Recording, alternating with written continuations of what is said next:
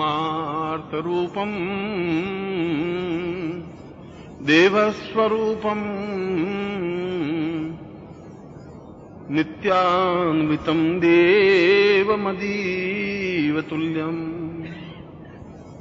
आत्मोवताम् वैरुपरान्तनित्यम्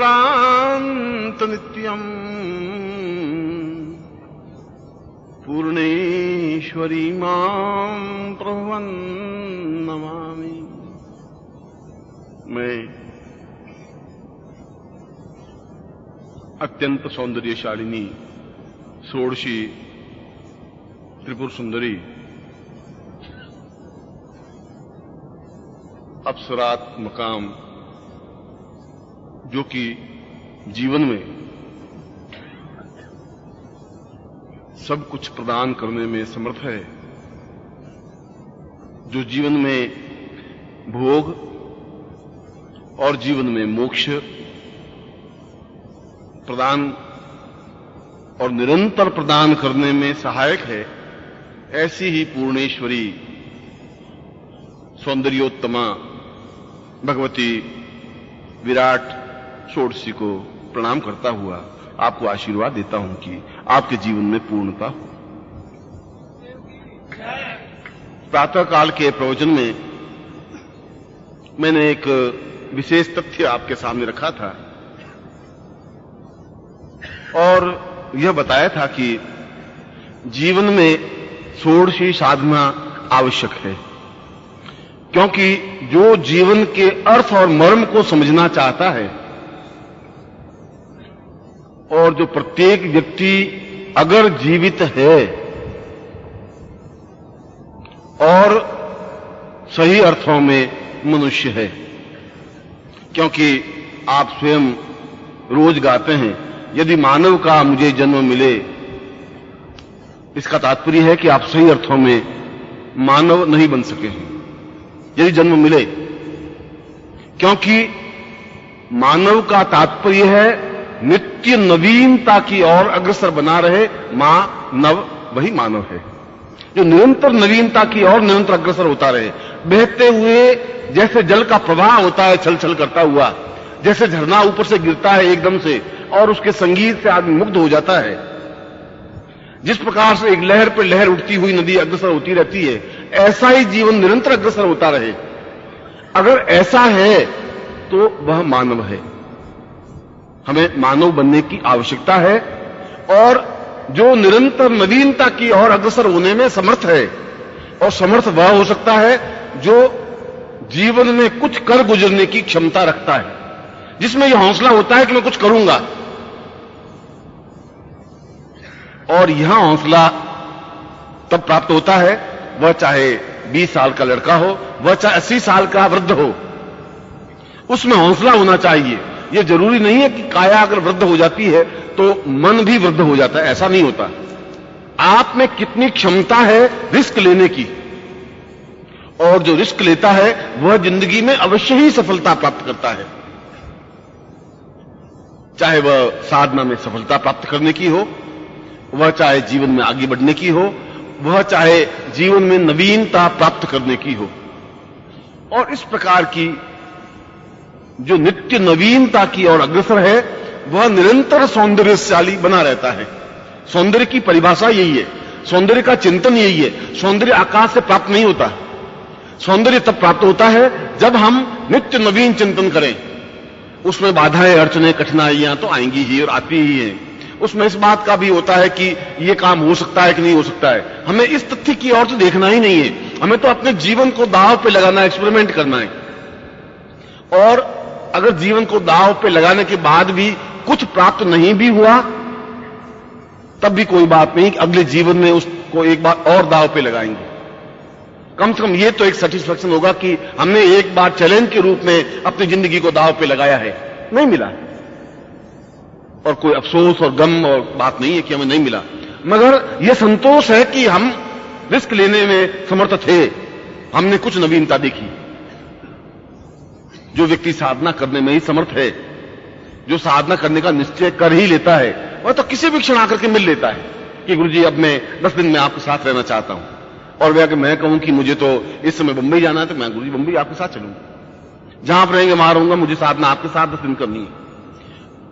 शिष्य को गुरु के अनुरूप चलना पड़ेगा। वह चाहे गुरु जहां जाए, अपने साथ जाने की आप में रिस्क होने की भावना होनी चाहिए। और ऐसा चिंतन आप जब ले सकें, ऐसा आपके जीवन में विचार आ सके, तो व्यक्ति स्वयं सौंदर्य युक्त बन जाता है। इसीलिए इस श्लोक के प्रारंभ में मैंने कहा, जब नवारण मंत्र का पूर्ण विन्याग और विनियोग देखें तो ऐंग रीं क्लीं चामुंडाई और विच्चे का पूर्ण रूप से तात्पर्य है कि हम अपने आप में ही नित्य जन्म लेते रहें, तब उस पूरे मर्म को समझ पाएंगे। और नित्य जन्म लेने का तात्पर्य है नित्य कुछ ऐसा कार्य करना जिसके माध्यम से हम कुछ इंच, कुछ गज, कुछ मील आगे बढ़ सकें। मैंने सुबह तिब्बती साधना के बारे में, लामा साधना के बारे में आपको समझाया था। उनकी साधनाएं यदि आपको देखनी हो तो भारतवर्ष में भी देख सकते हैं। बंबई के पास में एक वज्रेश्वरी स्थान है, बंबई से 60, 62 या 65 किलोमीटर दूर होगा।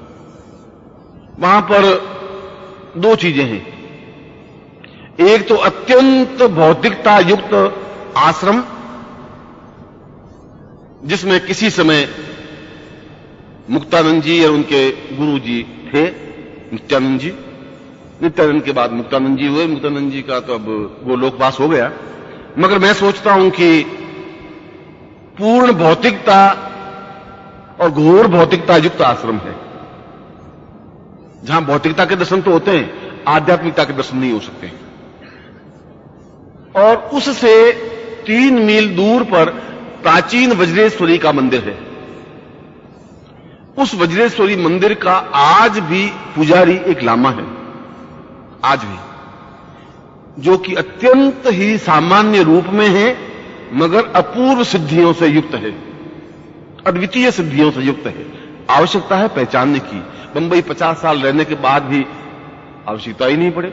ज्यादा से ज्यादा उस मुक्तानंद आश्रम में जाकर के लोग वापस आ जाते हैं, क्योंकि वहां अच्छी होटलें हैं, धर्मशालाएं हैं और सब कुछ है। और उनके शिष्यों ने एक दूसरे पर मुकदमे चला रखे हैं, 1-2 शिष्य ने धन सारा लेकर के भाग गए हैं। और जहां भौतिकता होगी वहां यही होगा। क्योंकि मैं तो वज्रेश्वरी की बात कर रहा था।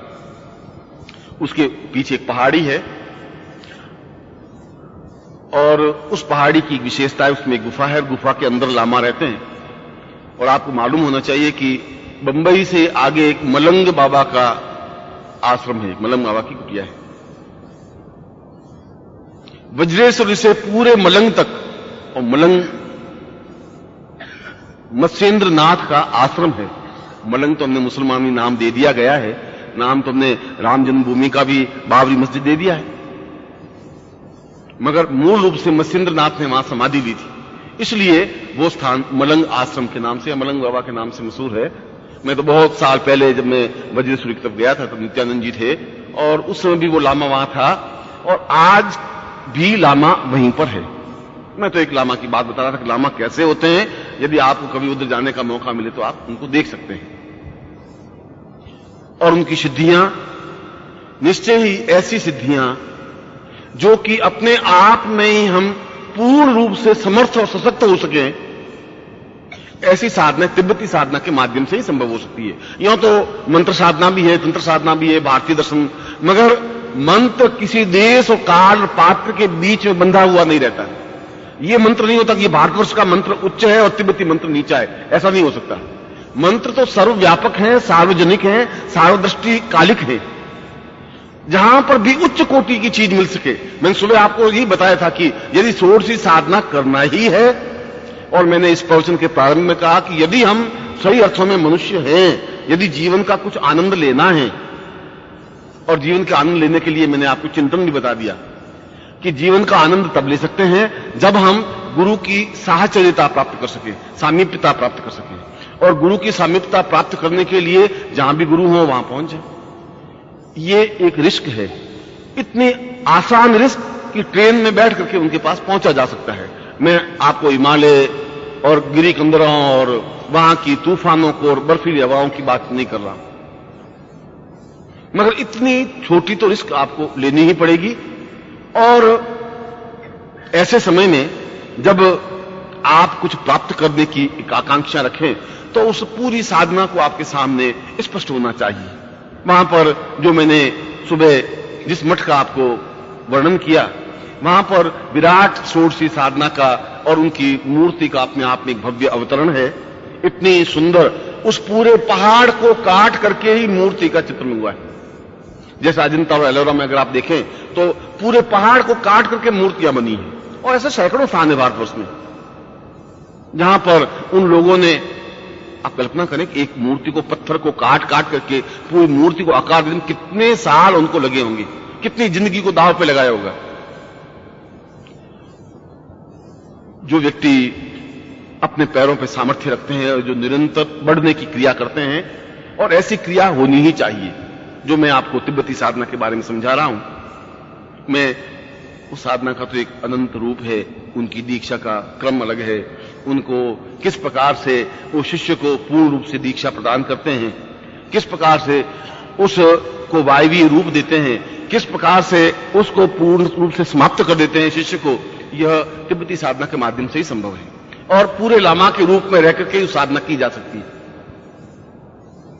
सुबह मैंने उस सौंदर्योत्तमा साधना के बारे में समझाया, और मैंने ये बताया कि उस साधना के माध्यम से उस सौंदर्यवती को 24 घंटे अपने साथ रख सकते हैं दृष्टिपथ पर, और दृष्टिपथ जहां हम उनको देख सकें, उनसे बातचीत कर सकें, उनके द्वारा कार्य संपन्न करवा सकें। मैं बहुत वर्ष पहले की बात, जब मैं ज्ञानजू मठ में गया तो मैं तो तिब्बती साधना के बारे में बहुत कुछ नहीं जानता था। मैं तो शंकराचार्य के उस श्लोक को देखा और यह अनुभव किया कि अगर शंकर ने स्वयं चल करके वहां उस साधना को संपन्न की तो जरूर उसमें कुछ रहस्य होगा, क्योंकि उसको तो पूरा भारत में कई स्थान थे जहां बैठ करके साधना की जा सकती थी। वहां क्यों गए, कुछ क्या है, अब वो क्यों गए और क्या है वो वहां जाके ही देखा जा सकता है। और इसीलिए उस समय तो तिब्बत अपने आप में कोई अलग प्रदेश नहीं था, या चीन अपने आप में अलग प्रदेश, मानसरोवर तक और वो स्थान पूरे आसानी से व्यक्ति जा सकता था, आज भी जा सकता है।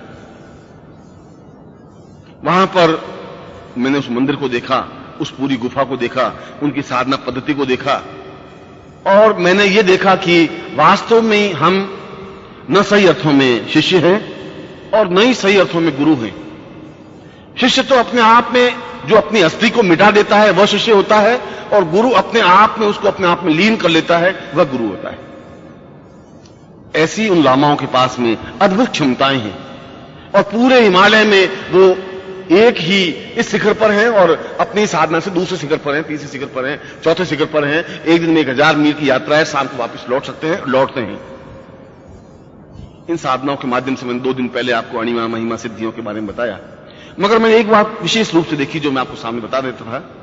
वे लामा अत्यंत ही सौंदर्य प्रिय व्यक्ति हैं, रहते तो जटाओं की तरह, स्नान किया तो किया, नहीं किया तो नहीं किया, 2-2 महीने स्नान नहीं भी करते हैं और कर लेते हैं, दिन में 20 बार भी कर लेते हैं। मगर मैंने ये देखा कि उनका सारा शरीर गौर वर्ण एक चमकता हुआ, और ऐसा लगता है जैसे शरीर में से कपूर की सुगंध आ रही हो, और निरंतर उस सौंदर्य के साथ रहते हुए सारे जीवन के भोग उनके सामने व्याप्त हैं। अच्छे से अच्छा खाना, अच्छे से अच्छा भोजन, अच्छे से अच्छा वस्त्र, उस घोर जंगल में और बर्फीले प्रदेश में भी वो सब कुछ है जो आपके पास नहीं है। और मैंने अपनी आंखों से और अपने जीवन में ऊंचे से ऊंचे पलंग पर वहां उस गुफा में सोया हूं, और मैंने कहा कि आप जब यहां रहेंगे तो सबको समझ में आ जाएगा, यह तो षोडशी भेज रही है। और षोडशी वो क्या कह रहे हैं, उनका षोडशी तो हमारी प्रीतमा है, हमारी प्रेमिका है, और प्रेमिका के लिए धन्यवाद क्या देना है। प्रेमिका खुद उत्सर्ग करती है, उसको प्रेमिका कहते हैं, वो खुद उत्सर्ग करेगी, उसको हाथ जोड़ने की जरूरत ही क्या है। बड़ा झटका लगा, मैंने कहा ये पहली बार साधना का बिल्कुल विभिन्न क्रम, ये कैसी साधना हुई। मैं तो पूरे जीवन में हाथ जोड़ जोड़ करके पूरी जिंदगी को पार करता गया। उन्होंने कहा कि ये तो खुद प्रेमिका का मतलब ही है उत्सर्ग करे, तुम क्यों हाथ जोड़ते, तुम काहे के लिए हाथ जोड़ रहे हो, वो पलंग लाएगी, अपने आप बिछाएगी। तो आनंद युक्त। मैं अपने आप को संयत करने में मुझे 24 घंटे लगे, मैंने कहा कि ये साधना है या भोग साधना है? मगर भोग साधना है तो बंबई और दिल्ली और कलकत्ता में हो सकती है, इस बर्फीले प्रदेश में चारों तरफ से भोग साधना के क्या? मैं सोचता हूं कि उत्तम कोटि के व्यंजन और उत्तम कोटि के वस्त्र, उत्तम कोटि की साधनाएं, उत्तम कोटि का आनंद, और ठीक वैसा ही आनंद जो उनके जीवन में भोग होता है भोगते हैं, मगर फिर भी साधना में अपने आप में ही श्रेष्ठतम है। मैंने सुबह भी शंकराचार्य का एक श्लोक आपके सामने सुनाया कि सन्यासी जीवन में होते हुए भी उन्होंने षोडशी का जो रूप विन्यास का वर्णन किया है, ऊंचे से ऊंचा कामुक व्यक्ति भी ऐसा वर्णन नहीं कर सकता। उन्होंने शंकराचार्य ने उस षोडशी के वर्णन में कहा है, अर्धम नीत्वा निशायाम सर्वसुषितायाम सखिन स्लथांग क्रोधभूतो मह्यतृष्णो मधुमति निरतो रम्य पृष्ठे विविक्ते संभोग क्लांत क्लांताम शिथिरभुजलताम तर्जितम कर्करीतो ज्योत्स्ना भिन्नाच धारम पिबति निशलिलम सार्धम मंदभाग्य। उसने कहा कि अत्यधिक हे षोडशी, मैं तुम्हारी ही साधना में रत हूं, मगर मैं चाहता हूं कि बिल्कुल आधी रात हो, मैं बिल्कुल लेटा हुआ हूं, तुम मेरे सामने साक्षात उपस्थित हो, मैं तुम्हारे सौंदर्य का पान करता रहूं, मैं तुम्हें टकटकी लगाकर देखता रहूं, तुम मुझे टकटकी लगा करके देखी हो और तुम मुझे अपने हाथों से ही शुद्ध स्वच्छ जल का ग्लास उस चांदनी रात में पिलाओ, ऐसा मैं तुमसे चाहता हूं। ये साधना है? ये कैसी साधना है? मगर शंकराचार्य ने अगर ये श्लोक कहा है तो जरूर उसके पीछे कुछ रहस्य होगा, और रहस्य यह कि व्यक्ति अपने आप में कितना संयमित रह सकता है, मैं ये बता रहा हूं। यह संयम की अपने आप में पराकाष्ठा है, और इतनी कि सैकड़ों गोपियों के बीच में कृष्ण निरंतर रासलीला खेलते रहे और राधा को नहीं देखा तो व्याकुल होते रहे, तड़पते रहे, और जहां भी बैठे उनसे बिना बातचीत किए रुके नहीं। बिहारी ने कहा है कि जब राधा आई और अपने पिता वृषभानु के साथ में बैठ गई तो कृष्ण भी बैठ गए, कोई पंचायत थी, सभा थी, और इधर कृष्ण बैठ गए नंद के पास में। अब ठीक वो बेचारी वहां बैठी, यहां नंद के साथ में वो बैठे, और नंद पास में बैठे, दूसरे गांव के बड़े बूढ़े बैठे। अब उन्होंने कि भाई हमें इस गोकुल में क्या क्या करना है, कैसे करना है, इस गांव को क्या करना है, कैसे उन्नति करनी है। कृष्ण ने सोचा साला ये तो बेकार है, अब यहां क्या करना है, अब करना है तो तुम करो। मुझे उसने राधा को अब कैसे कहे कि तुम चल, अब ये बेकार है, यहां अपन यमुना तट पे जाकर के कुछ मैं बांसुरी बजाऊंगा, तू नाचेगी, ऐसा कुछ कर। ये बुढ़े 2-2.5 घंटे तो उस गोकुल को लेके बैठे रहेंगे। अब कहे कैसे? उठे तो नंद के बैठो बैठे, वो फिर बैठ गए। नंद सोचे कि मेरे बाद में ये पूरे गांव को, क्योंकि सरपंच थे, वहां के बड़े थे। फिर कृष्ण ने उठने की कोशिश की, फिर ये साला तो बड़ा फंस गए। अब उसने, और वो बैठी 20 फीट दूर, 40 फीट दूर। तो बिहारी कह रहे हैं कि कहत नटत दींजत खिलत हिलत मिलत लजियात, भरे भवन में करत है नैनन ही सो बात। उन्होंने, कृष्ण ने कहा कि आंखों से बोलने की जरूरत नहीं होती, ओठों से शब्द निकलते ही नहीं, ओठों से बातचीत नहीं हो सकती। प्यार की बातचीत और प्यार जैसा चीज पूरे संसार में एक तरीके से ही होता है, उसके अलग अलग रूप है ही नहीं। और आंखों में जो प्यार की भावना हिंदुस्तान में जैसी वैसी अंग्रेजों में, अमेरिका में, अफ्रीका में एक ही जैसी भावना आती है आंखों में, एक ही सरूर जैसा आता है, एक ही तरह से इशारे होते हैं, एक ही तरह से चितवन होती है। इसके लिए दूसरी परिभाषा ही नहीं है। जो आज से 5000 वर्ष पहले कृष्ण के टाइम में थी वो आज भी है, और हमारे अगली 25वीं पीढ़ी के बाद में वही होगी, इसमें कुछ परिवर्तन नहीं आ सकता। तो उसने कहा कहत चलो, उनको नटक दिमाग खराब है, इसे बैठे, वो मना कर रही है आंखों से, नहीं रिंजत जो कुछ हम चलो ना इसमें, अब साला हो गया तो हो गया। खिंजत, तुम पागल हो, बार बार कह रहे हो, कोई देखेगा। कहत नटत रिंजत खिंजत हिलत, क्या कर रही हो, ये बुड्ढों के बीच में बुड्ढे हो जाएंगे अपन। मिलत लजियात, और वो लाज से अपनी आंखें झुका दी। इसका मतलब है कि लज्जाम स्वीकृति लक्षणम, जब स्त्री लाज करने लग जाए समझना चाहिए हां, भरे भवन में करत है नैनन ही सो बात। मैं ये कह रहा था कि कृष्ण ऐसा व्यक्ति जिसने केवल रासलीलाएं खेली और वह जब रवाना हुआ गोकुल से मथुरा की ओर, जब अक्रूर उसको लेने के लिए आए, उद्धव उसको लेने के लिए अक्रूर आए, तो रथ पर बैठे पीछे मुड़ की गोपियों को देखा ही नहीं, रवाना हो गए, क्योंकि किसी प्रकार से उनको वासनात्मक अटैचमेंट था ही नहीं। ऐसा सैकड़ों गोपियों के बीच भी योगी राज के रूप में कृष्ण रह सकता है, जिसको कहता हम योगम वंदे कृष्णवतम। कृष्ण तो पूर्ण योगी के भी योगी हैं, और कृष्णम वंदे जगत गुरुम, वो पूरे संसार के गुरु हैं। क्या इतनी स्त्रियों के बीच में रहकर के भी क्या वो गुरु पद रह सकता है? आज का गुरु तो अगर किसी स्त्री से अलग से बात कर ले तो अरे भाई क्या हो गया, बात कर ली, मैं उससे बात कर रहा हूं तो उसमें यस गुरुजी सब समझ रहे हैं सब।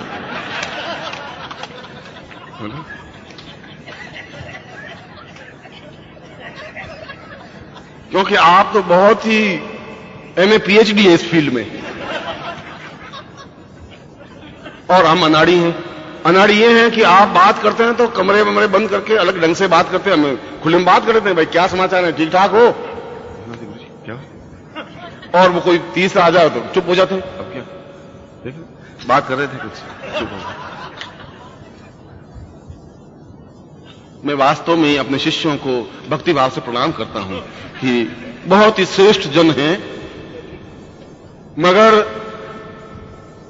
इतने सौंदर्य के बीच में भी जो संयमित रह सके, वो सही अर्थों में लामा साधना कर सकता है। मैं लामा साधना की प्रारंभिक स्टेज बता रहा हूं। वह कर सकता है जिसकी आंख बिल्कुल स्पष्ट हो, जिसकी जबान बिल्कुल स्पष्ट हो, जिसका हृदय बिल्कुल स्पष्ट हो, और जब स्पष्ट है तो फिर उसके ऊपर दाग और धब्बा नहीं लग सकता। उस लामा साधना को सुबह, एक बड़ी लंबी चौड़ी व्याख्या है, मैं सुबह बताया था कि उस षोडशी की साधना जीवन की एक आवश्यक साधना इसलिए है कि उसके माध्यम से ही हम जो गृहस्थ व्यक्ति हैं, हम जो कुछ प्राप्त करना चाहते हैं वह प्राप्त अपने प्रयत्नों से संभव नहीं है, वह पूर्णता प्राप्त संभव नहीं है। हो सकता है कि तुम एक तरफ से 25,000 रुपए इकट्ठे कर लोगे तो बेटे कपूत हो जाएंगे, बेटों को संभालोगे तो पत्नी बिफर जाएगी, पत्नी को बिल्कुल संभालोगे तो शरीर विद्रोह करने लग जाएगा, बीमार हो जाएगा, शरीर को आप संभालोगे तो पड़ोसी आलोचना करने लग जाएंगे, अगर एक तरफ से खींचते हो तो दूसरी तरफ टूट जाएगा। जीवन का पूर्ण आनंद नहीं आ सकता। जीवन का पूर्ण आनंद जब किसी प्रकार का कोई तकलीफ नहीं हो, किसी प्रकार की कोई भ्रम नहीं हो, दिमाग बिल्कुल स्पष्ट हो, ऐसा षोडशी साधना के माध्यम से ही संभव है। उससे पहले, षोडशी साधना से पहले मैं अत्यंत ही तनाव में रहता था। पूरे सन्यासी जीवन में भी इनका क्या होगा, इस जीवन का कैसे होगा, घर पे पत्र लिखा ही नहीं है, पत्नी का क्या होगा, वो तो केवल बेचारी 12-13 साल की थी, उसके बाद में क्या स्थिति है, ऐसे चिंतन आते रहते थे। मैं षोडशी के बाद में समझा कि वास्तव में जीवन में पूर्ण आनंद और पूर्ण सिद्धियां प्राप्त हो सकती है केवल एक षोडशी साधना के माध्यम से, जिसको मैंने विराट षोडशी साधना कहा है, और वह लामा साधना के माध्यम से ही संभव हो सकता है। जो मैंने आपको यंत्र दिया है, जो मैंने आपको माला दी है, वह यंत्र अपने आप में अत्यंत मूल्यवान है। मूल्यवान इसलिए कि यदि हम उसको समझ सकें, यदि हम समझे ही नहीं, यदि हम केवल आलोचना ही प्रिय हैं, तो हम जीवन में कुछ प्राप्त कर भी नहीं सकते, क्योंकि वह वस्तु अपने आप में अत्यधिक मूल्यवान है, इसलिए कि वह वस्तु मैंने आपको दी, ये इसलिए मूल्यवान है।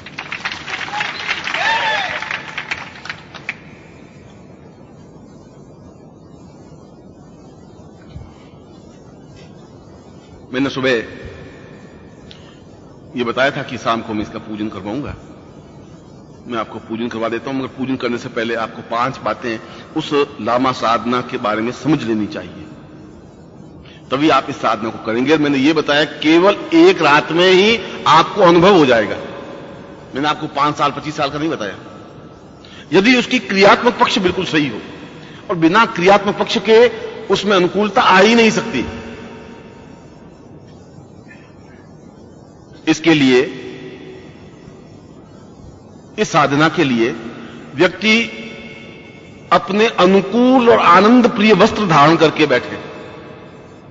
यदि गृहस्थ है तो बिल्कुल धोती कुर्ता और उसके ऊपर जैकेट अगर पहनी है जैकेट, और ऊपर इत्र का फुहारा लगा करके और बालों में सुगंधित तेल लगा करके, आंखों में सुरमा लगा करके बैठे। अगर सुरमा लगाना आपको बहुत अच्छा लगता, ऐसा जिसमें आप दूसरों को रिंझा सकें। मैं मुंबई की घटना आपको एक बार सुनाई थी। मैं एक बार आज से करीब 15-14 साल हो गए, उस समय बंबई से मैं बहुत अधिक परिचित नहीं था और बंबई मुझसे परिचित नहीं थी, ज्यादा नहीं थी।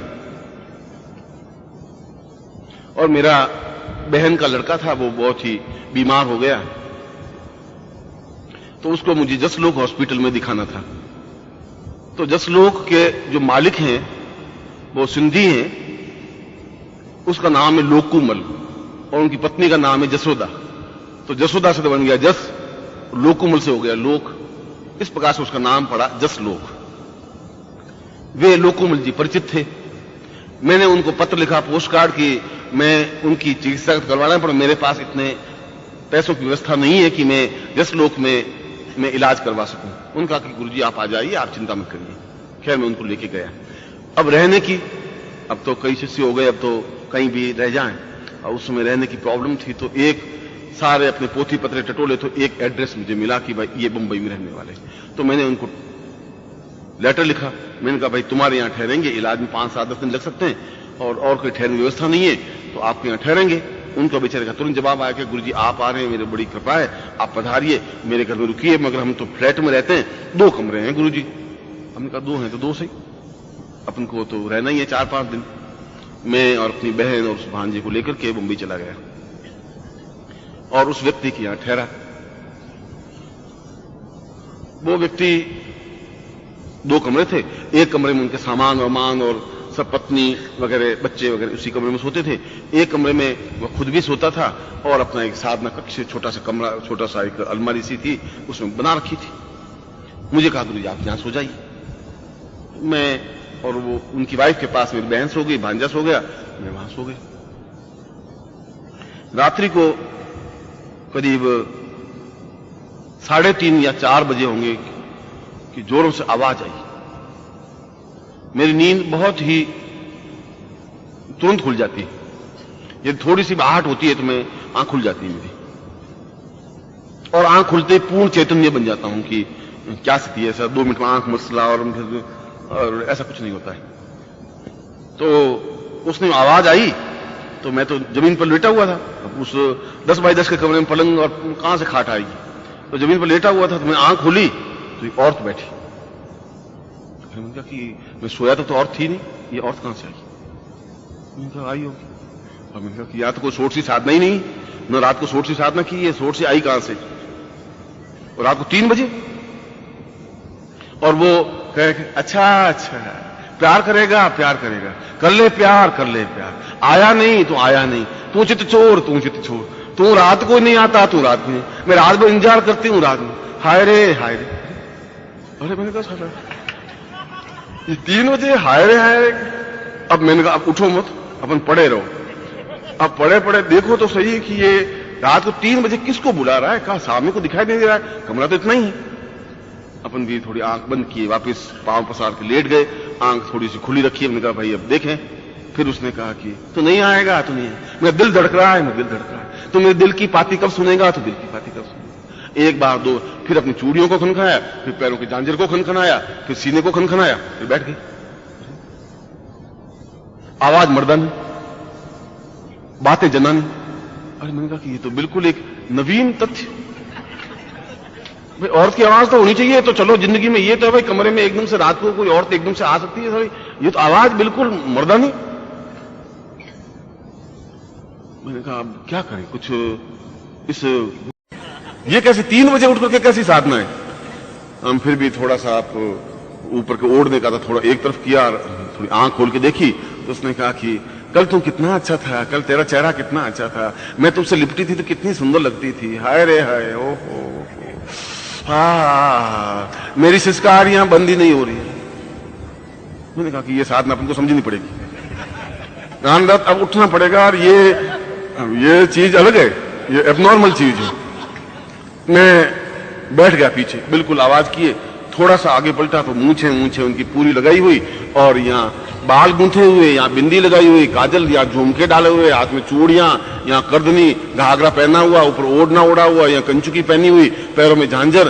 हाय रे हाय, तुम आया ही नहीं, कहाँ गया रे, कहाँ गया, तो ये क्या कर रहा है, तुम क्या कर रहा है? अब आप कल्पना करो कि सोड़ सी सुंदरी के मूछे आई हुई हो,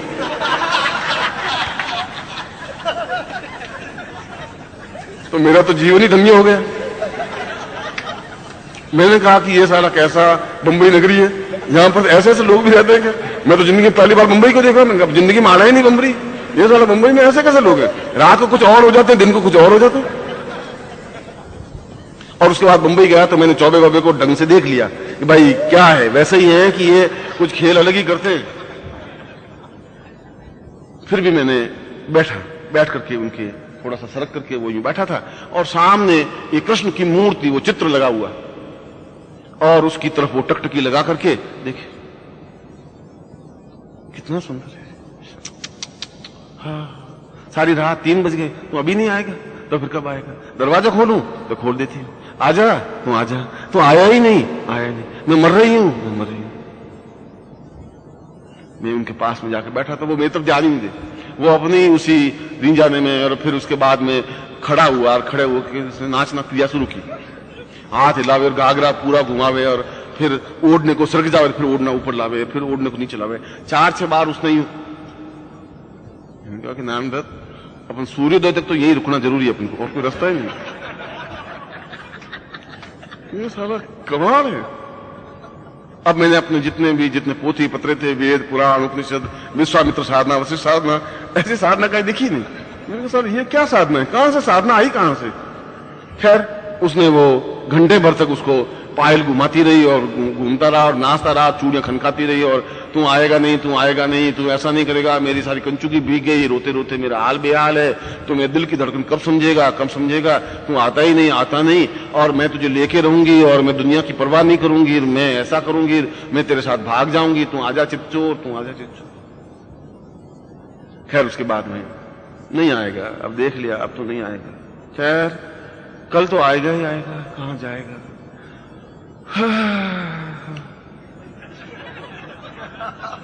अब यूं करके बैठ, मैंने उसको घुटने को टच किया, मैंने कहा भैया, गुरुजी। मैंने कहा वो तो सही है, क्या कर रहे हैं? ये गुरुजी ये मेरा प्यार है। मैंने कहा कहां है? ये सामने बैठा। पर मैंने कहा तुम कौन हो? कहे मैं तो राधा हूं।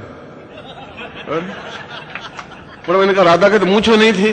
गुरुजी अब क्या कर रहे हैं, अब ये मूंछों को क्या करें? मैं प्यार में मूंछे मुझे कुछ जिंदा नहीं गुरुजी, बस मैं राधा संप्रदाय को मानता हूं गुरुजी, उस साधना को करता हूं। मैं राधा संप्रदाय में क्या होता है? कि राधा संप्रदाय में गुरुजी खुद राधा बनती हूं, मैं रोज बनती हूं राधा रात को, और रोज रात को रोज चित्तौड़ को दी जाती हूं। सब कुछ कह चुकी हूं गुरुजी, सब कुछ अपनी तरफ से ऑफर करने में कोई कसर बाकी, ये साला आता ही नहीं। और गुरुजी आप नहीं समझते मेरे दिल की धड़कनों को, आप नहीं समझेंगे गुरुजी, आपने कभी ऐसा प्यार किया? मैंने कहा नहीं किया। तो आप समझेंगे भी नहीं गुरुजी, ये तो दिल की धड़कने की आवाज, मुझे बिल्कुल उपदेश दे, ये आवाज गुरुजी चोट करती है गुरुजी, बहुत गजब की। मैंने कहा वो तो होगी, चोट होती होगी, ये मैं देख रहा हूं, घंटे भर से देख रहा हूं, मगर चोट बहुत भारी है। खैर उसने वो अपना सारा बेचारा ने फिर उठा, फिर ओढ़ना उतारा मेरे सामने, फिर कंचुकी खोल के उतारी, फिर घाघरा उतारा, सब उतार करके फिर अपना कच्चा वच्चा पहन करके और पाजामा वाजामा पहन करके, हाँ गुरुजी अब आप बोलो। मैं अब कुछ बोलना नहीं, अब सबको समझ में आ गए, अब कुछ बोलना नहीं। सुबह उसकी पत्नी चाय वाय लेके आई। मैंने कहा कि गुरुजी ये दिन को अपने काम पे लगे थे, सारी रात चीखते रहते हैं गुरुजी, मुझे नींद लेने, मेरे पास 1 मिनट भी नहीं आया पूरी जिंदगी में गुरुजी, एक बच्चा नहीं है मेरे, आपको देख लो। अब ये रोज तू आ जा। अब गुरुजी मैं क्या करूं, आप कुछ तो समझाओ गुरुजी, हम बंबई में, मैं तो दुखी हो गई।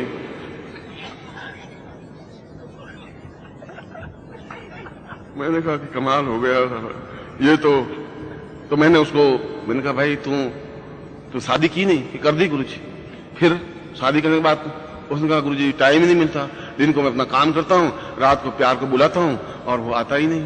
मगर आएगा जरूर गुरुजी, जरूर आएगा, ये तो मेरे दिल की आवाज है, मैं जानता हूं गुरुजी, वो जरूर आएगा, और आएगा तो फिर मैं ऐसा करूंगी, फिर वैसा करूंगी। वो आधे घंटे तक वो चाय के प्याले के साथ अपना भजन मंडल पूरा करता रहा। ऐसी साधना भी सोच की जा सकती है यदि आप चाहें तो। मैं यूं कह रहा हूं, अपने आप को पूर्ण लीन क्रिया करने के साथ,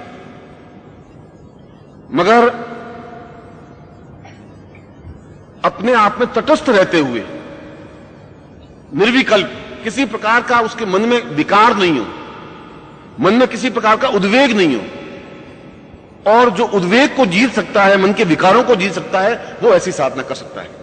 और ऐसी साधना करने के बाद, जैसा कि मैंने बताया कि वह सारे भोग आपके सामने हैं, सभी प्रकार के। मैंने वहां उनको, उन लामाओं को जो अपूर्व सिद्धियां प्राप्त हैं, 5-7 बैठ जाते हैं, उसने कहा अब नृत्य देखेंगे।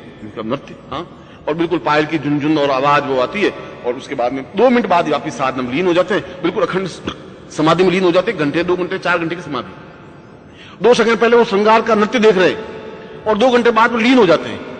ऐसी स्थिति आ सकती है जब व्यक्ति अपने आप में संयमित होता है, और संयमित हो सकता है यदि निश्चय कर ले। इसके लिए कोई साधना नहीं होती, आदमी को अपने आप में एक निश्चय, दृढ़ता और क्षमता आनी चाहिए। और मैंने सुबह बताया था कि इस साधना के लिए दृढ़ निश्चय हो, एक,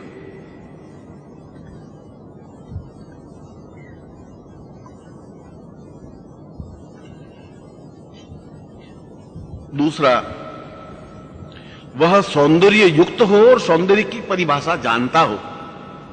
मैंने सुबह ही बताया कि एक बहुत डाली पर खिले हुए गुलाब को देख करके घंटे भर तक उस गुलाब के फूल से जो बात करने की कला जानता है, वह सौंदर्यशील व्यक्ति है। सौंदर्यशील का मतलब यह नहीं होता कि दुबला पतला हो या बहुत मोटा हो या बहुत चिकना चेहरा हो या रफ चेहरा हो, यह कुछ वैल्यू नहीं रखता। जो उस गुलाब के पुष्प से बैठा बैठा 1 घंटे भर तक बात कर सकता है, नदी की गुनगुन की उस बहती हुई लहरों को मतलब संगीत के साथ सुन सकता है, जिसका हृदय कमल खुला हुआ है, वह ऐसी साधना कर सकता है। और तीसरा मैंने बताया कि क्रोध मुद्रा के माध्यम से ही साधना करनी चाहिए। वीरासन में बैठ करके और क्रोध मुद्रा हो। वीरासन, जैसा कि मैंने बताया कि दोनों पांव पीछे मोड़ करके जो बैठ जाते हैं, वह वीरासन कहलाता है। और क्रोध मुद्रा, 5 उंगलियों को पूरी तरह से फैला करके और घुटनों के ऊपर रख करके और पूरी आंखें खोल करके इस साधना को संपन्न की जाती है। केवल आप 1 घंटे भर की साधना करिए, केवल 2 घंटे की साधना करिए, आपको निश्चय ही इस प्रकार की ध्वनियां, इस प्रकार की दृश्य गारंटी के साथ दिखाई देंगे ही। पूरी साधना का तो अपने आप में एक अद्वितीय है, मगर 1 घंटे 1.5 घंटे की साधना मंत्र जाप के माध्यम से ऐसा संभव है। 3 तथ्य, वीरासन हो और पूरी क्रोध मुद्रा हो। क्रोध मुद्रा में 5 उंगलियां बिल्कुल खुली हुई हो और हथेली नीचे की ओर हो, और आंखें बिल्कुल पूर्ण रूप से खुली हुई, जैसे कि क्रोध किया हुआ हो। चौथा, अपने सामने जो लामा से प्राप्त जो यंत्र है, वह यंत्र अपने सामने हो। तीनों वस्तुएं, जो माला है, उस माला को मंत्र जाप इसमें करने की जरूरत नहीं है। उस माला को रख करके, माला का जितना घेरा बने, उस घेरे के बीच में उन दोनों वस्तुओं को रख देनी चाहिए।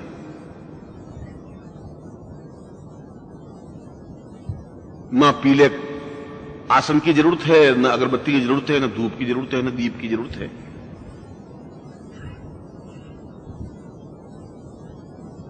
और 5वां, इस साधना में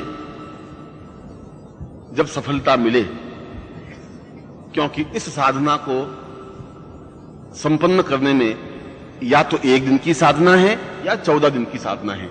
1 दिन की साधना का तात्पर्य है जहां आप अदृश्य रूप से दुनिया सुन सकते हैं। 14 दिन की साधना का मतलब है कि आप प्रत्यक्ष रूप से उनको देख सकते हैं, बातचीत कर सकते हैं, जैसे मैं आपसे बात करता हूं, आप मुझसे बात करते हैं। मगर आप में पूरा कॉन्फिडेंस होना चाहिए अपने आप पर, पूर्ण क्षमता के साथ आप साधना करें, क्योंकि मंत्र अपने आप में अत्यधिक चैतन्य मंत्र है। बहुत तीव्र मंत्र है, और इस तीव्र मंत्र के माध्यम से उस वातावरण में उस सौंदर्योत्तमा को सामने प्राप्त किया ही जा सकता है। इसके लिए 5 ही नियम हैं। और प्रश्न उठता है कि पुरुष इस साधना को तो करे, क्या स्त्रियां भी साधना को कर सकती हैं? यदि स्त्रियां अत्यधिक सौंदर्य युक्त बनना चाहती हैं तो यही एकमात्र साधना है जिसके माध्यम से अनिंद्य सौंदर्य प्राप्त किया जा सकता है।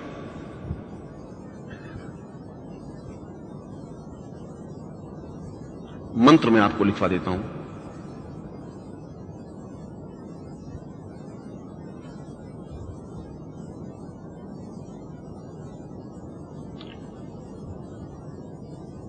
यह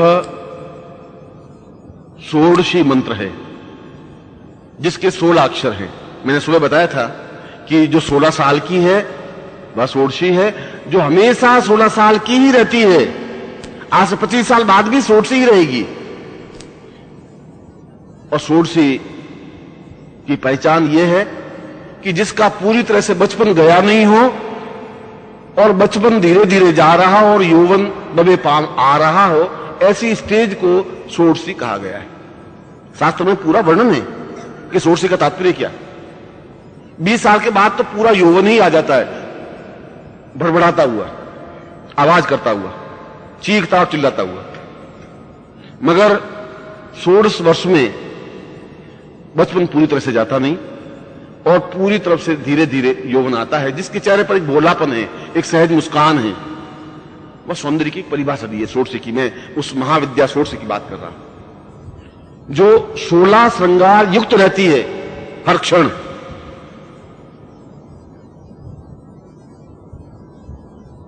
जिसकी साधना के 16 अक्षर हैं।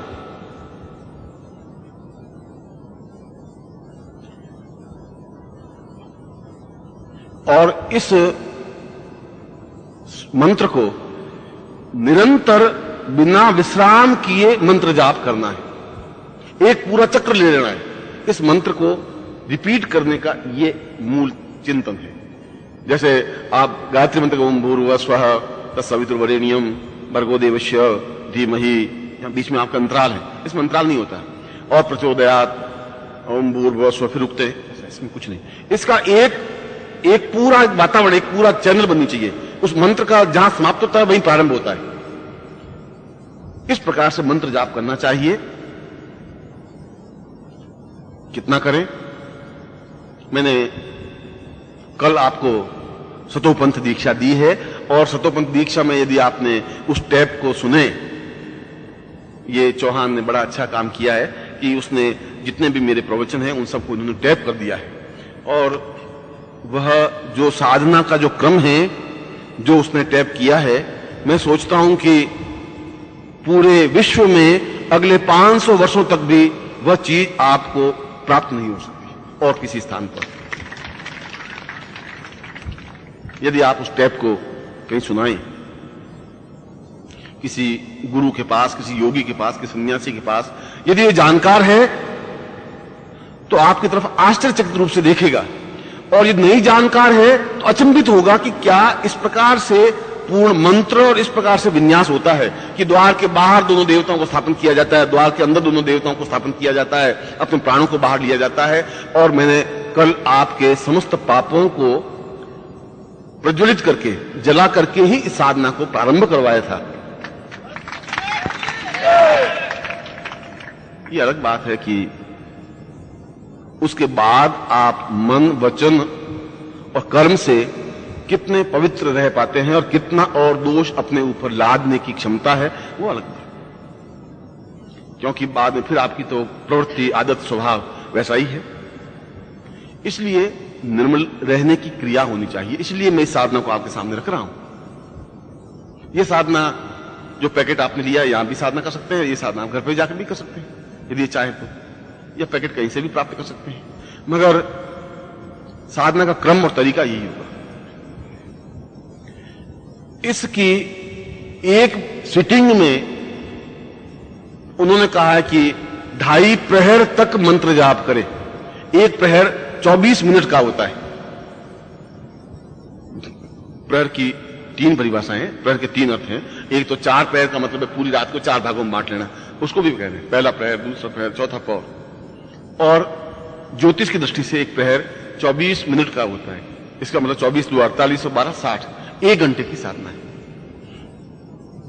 1 घंटा अहर्निश कंटिन्यूस उस मंत्र जाप को करें, और यह बहुत ही इजी और संभव है, इसमें कोई डिफिकल्टी नहीं है। 1 घंटे तक आप बोल सकते हैं अगर निश्चय कर लें कि नहीं मैं उसके पहले हिलूंगा नहीं, निष्कंप भाव से करूंगा ही, और इसमें कोई संकोच नहीं है, इसमें कोई दोष भी नहीं है। मगर 1 घंटे के बाद गारंटी के साथ आपके सामने बिंब स्पष्ट होने लग जाएंगे। वह दृश्य, षोडशी का दृश्य, जैसे आपके सामने बहुत ही सजी हुई सुंदर एक षोडशी बैठी है, बातचीत कर रही है, खड़ी है, उसकी सुगंध महसूस कर सकेंगे। कई भी तरीके से अनुरक्त करने का मतलब है रोज 1 माला मंत्र जाप, चाहे 5 मिनट, 7 मिनट, 10 मिनट, 24 मिनट या 12 मिनट या 6 मिनट, उसी क्रम से। मंत्र के अक्षर में लिखवा देता हूं।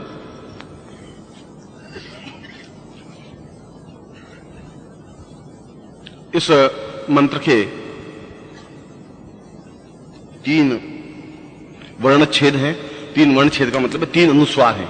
3 जगह आपको म की ध्वनि के साथ बोलना है, बाकी कहीं पर भी कोई अलग ध्वनि नहीं है, क्योंकि स्वर या केवल व्यंजन अपने आप में सीधा ही स्वर, क को हम क ही कहते हैं, मगर क हमेशा कंठ से बोला जाता है। क, ख, ग, घ, ड़, ये कंठ के बिना आप कंठ को पकड़ लें, ये आवाज, ये 5 अक्षर नहीं निकाल सकते। च निकाल सकते हैं, बाकी अक्षर निकाल सकते हैं, ये नहीं निकाल सकते। और च, छ, ज, झ, य, यह दांतों से ही बोला जा सकता है। अगर दांत जिसके नहीं होते वो सही ढंग से च नहीं बोल सकते। और प, फ, ब, भ, म के लिए अनिवार्य है कि आपके दोनों ओठ मिले। बिना ओठों को मिलाए आप प, फ, ब बोल ही नहीं सकते। क बोल सकते हैं, च बोल सकते हैं, दूसरे कोई भी व्यंजन बोल सकते हैं। प, फ, ब, भ, म एक ही लाइन के 5 अक्षर। ये एक विन्यास है। इन शब्दों के पीछे भी एक पूरा चिंतन है कि कौन सी ध्वनि कहां से बोली जाए। इसलिए अब आप इस कंफ्यूज में मत पड़िए कि यह क मेरा कंठ से निकल रहा है कि कहां से निकल रहा है। गुरुजी ने कंठ मंठ बता दिया सारा, ये बीच में अड़ंगा डाल दिया। बाकी सब गुरुजी बता, बीच में अड़ंगा जरूर डाल देते। मैंने अड़ंगा डाला नहीं है, मैंने तो ये बताया है कि क तो कंठ से ही निकलेगा और कहीं से निकल ही नहीं सकता। और यदि आपके दांत नहीं हो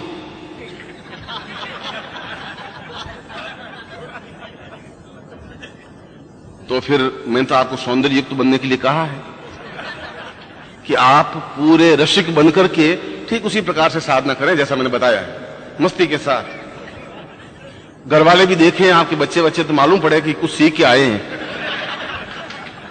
नहीं तो उनको मालूम ही क्या पड़ेगा कि अब पिताजी अब बिल्कुल सही है, फिट।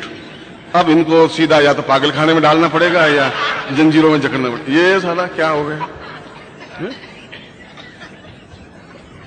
और गारंटी के साथ हफ्ते भर में तुम्हारी पत्नी का पत्र मेरे पास आ जाएगा कि गुरुजी किसी का घर बर्बाद नहीं करना चाहिए आपको, हमने आपका कुछ बिगाड़ा नहीं है। ये घाघरा ओढ़ना पहन पहन के क्या कर रहे हैं आप। आपको पूर्ण, मैंने कहा कि आपको पूर्ण पौरुष युक्त बैठना है निष्ठा के साथ। और आसन कुछ भी हो, दीप कैसा ही हो या नहीं हो, अगरबत्ती हो या नहीं हो, दिशा कौन सी, इसमें कुछ नहीं। इसमें केवल इन वर्णों को कंटिन्यूस बोलने की क्षमता है, बस खत्म। और वे दोनों यंत्र आपके बिल्कुल सामने हो, क्योंकि उस यंत्र की टंकार और ध्वनि आप गारंटी के साथ सुनेंगे ही। कहां सुनेंगे? जब आपका उस पूरे 24 मिनट के बाद आवाज बिल्कुल उस यंत्र में से सुनेंगे ही, ये गारंटी है। क्योंकि 3 वर्ण है, इसमें भी 3 वर्ण है, 3 जगह म की ध्वनि है, और इस पूरे घंटे में भी 24 मिनट के बाद पूरी आवाज आएगी ही। जहां निस्तब्धता होगी, जहां बिल्कुल पिन ड्रॉप साइलेंस होगी, तो हम आवाज सुन सकेंगे। इसलिए क्रोध मुद्रा में बैठ करके, नेत्रों के माध्यम से, उंगलियों के माध्यम से वीरासन में बैठते हुए इस मंत्र जाप को करना है। मंत्र में अपने गुरुमुख से बोलना चाहिए, इसलिए सुना लेता हूं, बाकी आप बोर्ड पे देख लें।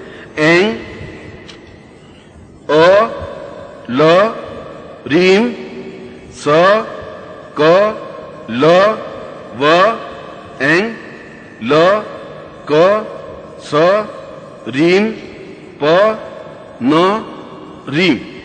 इसमें 3 रीम है। मैंने बताया कि 3 इसमें वर्ण विन्यास है। जब मैं अगर इनके एक एक अक्षर को अगर आपके सामने व्याख्या करूं तो प्रत्येक अक्षर एक सौंदर्य की परिभाषा को स्पष्ट कर रहा है। और शंकराचार्य ने अपने 51 श्लोकों में प्रत्येक अक्षर को लेकर के बताया है कि काजल अगर लगाया जाए तो कैसे लगाया जाता है, काजल का मतलब और तात्पर्य क्या है। अब उसके गूढ़ार्थ फिर और अलग है। खैर, इस मंत्र का आपको उच्चारण करना चाहिए और इस मंत्र के माध्यम से ही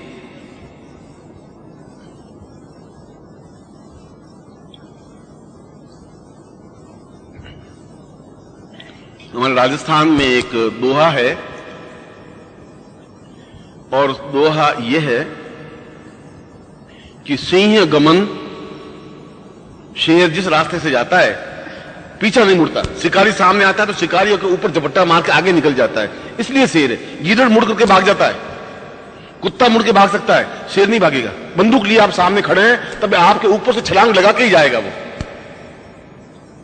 सिंह गमन सुपुरुष वचन, भला आदमी एक बार बोल दिया तो एक बार ही बोलेगा, दूसरी बार नहीं बोल सकता। और कदली फले एक बार, तिरिया तेल अमीर अठ चढ़े न दूजी बार। दूसरी बार तो मंत्र बोलूंगा ही नहीं, एक बार बोल दिया। अगर मुझे सुपुरुष रहना है तो एक बार ही बोलूंगा, बाकी तो बोर्ड पे आप देख लें। मैं सोचता हूं कि यह आपके जीवन की एक अद्वितीय साधना है, क्योंकि इसलिए अद्वितीय साधना है कि यदि हम आगे का पूरा जीवन आनंद के साथ व्यतीत करना चाहें, यदि आप रोग युक्त, अभाव युक्त, दुख युक्त, वेदना युक्त करना चाहें तो वो जीवन आपका चल रहा है। मगर आनंद युक्त जीवन व्यतीत करना चाहें तो इस और कोई कठिन साधना नहीं है। 1 घंटा बहुत डिफिकल्ट नहीं है, 14 दिन बहुत ज्यादा दूर नहीं है, और 1 दिन में ही आपको यदि आवाज स्पष्ट सुनाई देगी ही, गारंटी के साथ देगी ही, क्योंकि ये सारे यंत्र पूरे लामा वामांग के उस साधना से सिद्ध है। इस प्रकार से सिद्धिप्रद यंत्र बन नहीं सकते, बनाए नहीं जा सकते। अब यूं तो आप किसी भी चीज को किसी भी रूप में कह सकते हैं। मैंने आपको प्रारंभ में कहा था कि जो व्यक्ति जैसा होता है उसके ओठों पर वैसे ही शब्द होते हैं। यदि आपके कहीं फ्रॉड है मन में तो आपके ओठों पर फ्रॉड होगा कि सब कुछ फ्रॉड है। आपके मन में गंदगी है तो आपके मन में, हर व्यक्ति बहुत व्यभिचारी अय्यासी है तो समझ लेना चाहिए कि ये दोष मुझ में है। आप अपने आप को ऐसा ही परीक्षा कर सकते हैं। जब आप ऐसा बोलते समझना चाहिए कि ये मुझ में न्यूनता है, ये कमी मेरी है, क्योंकि मैं फ्रॉड करता ही हूं। मैंने अपनी पूरी क्षमता के साथ श्रेष्ठतम यंत्र और सामग्री आपको दी है और श्रेष्ठतम मंत्र दिया है, पूरी इसकी साधना विधि समझाई है, और मुझे निश्चित रूप से भरोसा है कि आप इस साधना को संपन्न करेंगे। मैं आपको आशीर्वाद देता हूं कि आपके जीवन में पूर्ण करता के सामने माला रख दीजिए और माला के बीच में दोनों चीजों को रख दीजिए। माला का घेरा बना दीजिए। माला को मोड़िए मत, जितना घेरा बनता है उतना घेरा रखिए, पूरा खोल करके। माला को डबल मत करिए।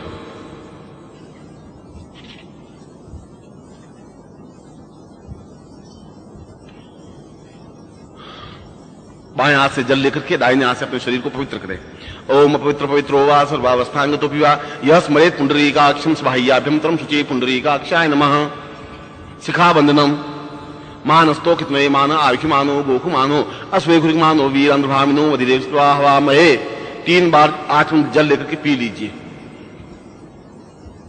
ऐं मन शुद्धिं पवित्रयामि साम ह्रीं आत्मतत्वं सुव्यामि साम ह्रीं साम देव तत्वं शुद्धयामि ताम हस्त प्रक्षालनम आदो लीजिए। शिखा वंदनम छोटी गांठ लगा दी। आदमी जल्दी लीजिए संकल्प।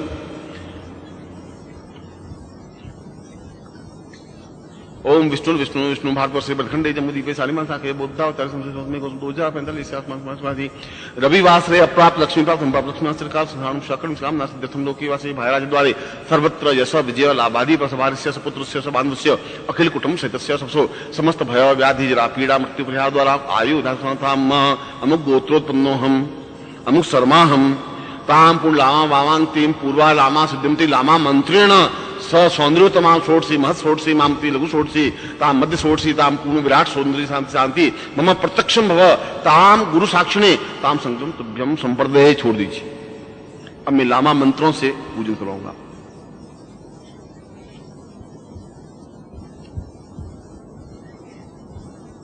वीरासन में आप बैठ जाए जैसे हनुमान जी बैठ रहे हैं, दोनों घुटने मोड़ करके,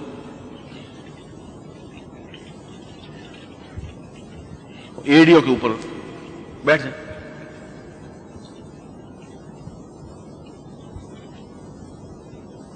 एड़ियों पर या एड़ियां खोल करके जिसमें आप इजीली बैठ सकते।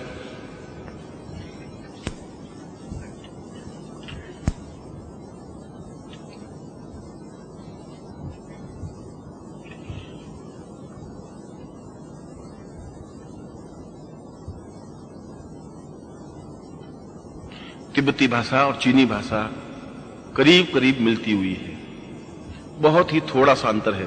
जैसे गुजराती और राजस्थानी में बहुत थोड़ा सा अंतर है, उसी प्रकार से चीनी भाषा और तिब्बती भाषा करीब करीब एक जैसी है।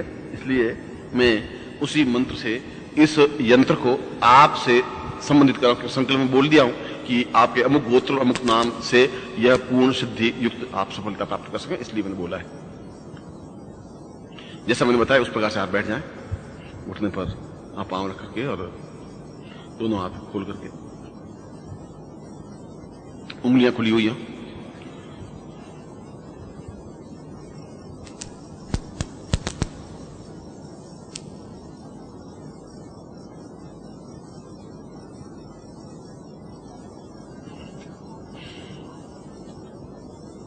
ring king cheng pam chuan chi puan chi yan chi pu san ching chan sa puan chi a chi chan ching ching chuan chu la sa ni ching chan chu sa chua chua chi la sa sa chi la chim ma ma ma ma chim ching ching ching chu la sa puan chi chan chan ching ang ang chi ma mu puan ching chang al por di ma chi ma ma sam sin so sa sim puan sa ching ching ching wa puan ching sa ma na chi cham ti ma da e chan ching chan sa puan chi chuan puan sa ma chim da chua chi ra si ma wa cha ching chang jam chan chuan ji chung chuan chi puan cha chi chang wa cha puan chim ra chi ma mu chi ma pam ma tinga gam pura chim jam en ya si puan cha chung ma pura sim chung chung sa pura ya chung ti sam ma si ma na si ma ching chang ri ma na klim rap ti ba tam den ngam pura cha nya dirga tam pura sam si ma ma ne me chim chung en ya pura chim chua pura ti purum ti mas mang rakka pura ta ma cha ching ma pi mu ching chuma me kam pa pura cha ma eng ngang gam pura se mas mang di man di ma chim man ma ching ching chuan ni chung ma pura cha ching ma pi ha chim ma tam ma chung wa glak chi chan ja ba ma tum sa chi cha ma tam tam di ma chung gam pura se ma ti tuan ti ma sam di wa chi Dirwam puvan ching guamati rat me chancing bas purwas patwati chumang wasip chungwang ing wasi ringang dimati ba chumang bam pumas ma ingang bros ma dingrang bros tingrang smawam dirwa sapwa asmat bas ma tan bai chung bat ma wan ang pan me ding smart bam purwasam dingati sam tumsa jira sa tingang sham smawadi sam tumyam tumani purva ha tumyam sambhavde।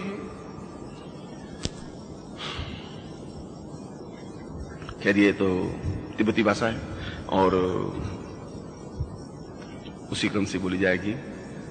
मैं आपको आशीर्वाद देता हूं कि आपको सफलता मिले, आपको